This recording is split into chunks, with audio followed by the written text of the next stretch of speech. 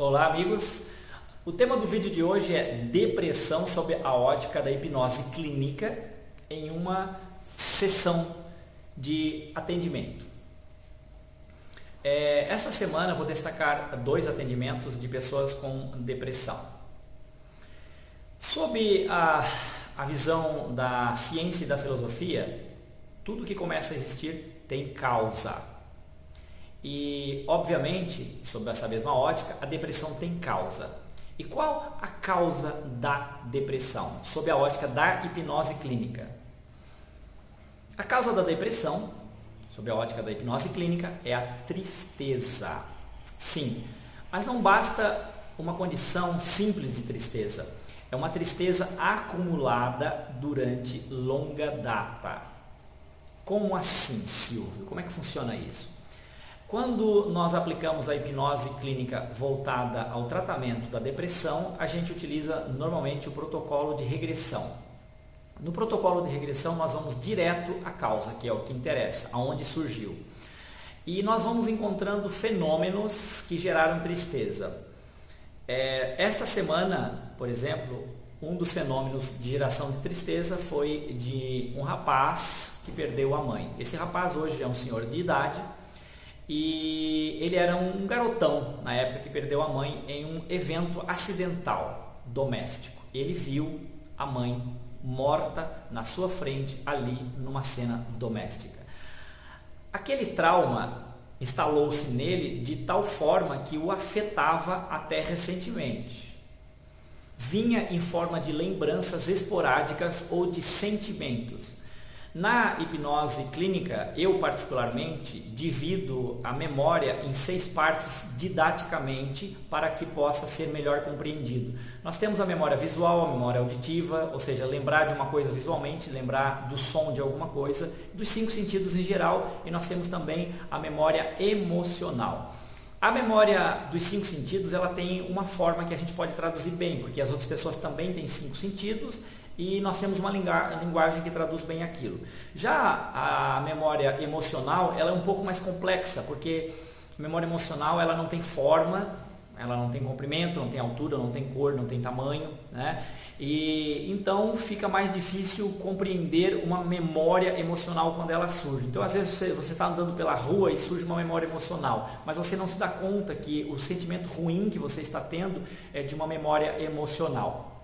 Então, esse rapaz que perdeu a mãe, quando era criança ainda, passou a ter esse evento vindo na mente dele por um bom tempo. Esse evento no início era visual e depois a memória visual ela foi se dissolvendo, mas a memória emocional continuava aparecendo e o fazia se sentir mal ao longo dos dias. Então, às vezes ele estava sentindo mal e não sabia por quê, mas era uma lembrança emocional que estava ali. Ele não tinha como saber porque nós não estamos muito bem preparados para lidar com as lembranças emocionais. E aí este fenômeno foi causando uma soma de outros fenômenos na vida, onde ele acabou começando a beber e começou a gerar uma série de conflitos na vida dele, e obviamente que a decorrência disso foram consequências desagradáveis na vida dele, cuja a origem principal foi aquele evento lá atrás onde ele perdeu a mãe. Nós temos também um outro caso que está me vindo à memória agora, que é ocorrido essa semana, de uma outra pessoa, nesse caso uma moça que viveu várias cenas de tristezas na sua vida. Quando ela era criança, os pais brigavam muito e ela tinha medo da briga dos pais. Porque, imagina, né? Uma briga assusta uma criança, a criança não sabe exatamente o que é aquilo. E ela nasceu em um ambiente onde os pais brigavam muito. Quando ela, depois dos 10, 12 anos, os pais se separaram e foi outro evento traumático, porque nenhuma criança quer perder o pai ou a mãe, né? A criança ama os dois. Então, mais um evento traumático na vida dessa criança. E aí, depois disso, na sequência, ela já estava traumatizada, já estava trazendo muita tristeza, não conseguiu sair daquele looping ali de tristeza e emoções desagradáveis, emoções ruins e emoções tóxicas. Mais tarde, ela acabou casando com uma pessoa aí ela não teve claridez mental suficiente para, de repente, na hora do namoro tal, perceber algumas características, e isso normalmente ocorre, a gente não tem percepção suficiente para perceber características da outra pessoa, né? E às vezes é sorte mesmo. Então, nesse caso, a pessoa acabou casando com alguém que não a respeitava.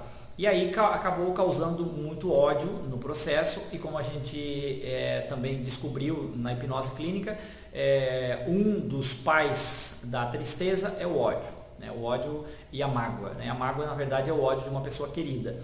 Então isso também gera muita tristeza. Então imagina uma pessoa que vive num cenário de tristeza desde a infância até a fase adulta. É quase certo que essa pessoa vai estar e gerar um quadro de depressão.